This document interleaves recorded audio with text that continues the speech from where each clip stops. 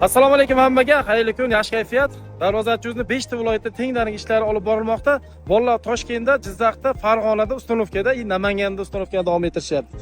Men vodiy eng chiroyli joylari, go'zal Xonobodga keldim. Navbatdagi lokatsiyalarimizni razmerlarini olish uchun.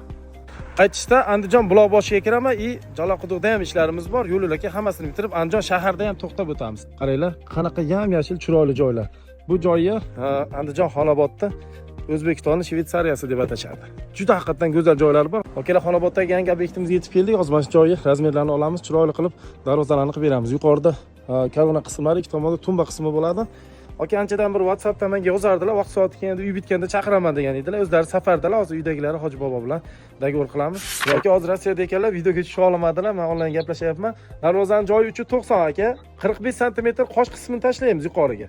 Shunda 345 qoladi bo'yi.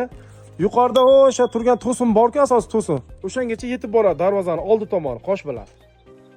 Lekin darvozaning o'zining razmeri yuqoriga yetib bormaydi. Sababi patologga yopilib ketaveradi u joyda.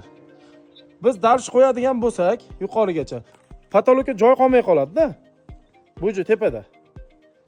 Shuni hisobga oldik, hozir mana aka aytadilar, hammasi o'lchadi, Hoji bobo bilan hammasi hisobini olamiz. 5 qolida 5 sm ko'tarib qo'ying, 5 qolida. Bu lozim razmerlarni olib, siz o'chirmay turing. 5 minutga vaqt ajratasiz-da. Tamam. Hozir dastavka ustunovga hech qanaqa to'lov qilmaysiz. Shu razmerda qalin materialda. Mana hozir materiallar ham yozilgan 10 ga 10 201 sergelniki, 6 ga 4 201 sergelniki bo'ladi. Listimiz 18 deyilyapti, lekin 177 chiqyapti Rossiyan listi. Halol bo'lsa aytib qo'yaman. Hoji boboni biroz gaplari, men 500 ming so'm skidka qilib berdim bularga. Aytilgan kelishilgan summadan ham mayli bitta duo olamiz. Xalq duosi bilan shu darajaga yetib turibmiz.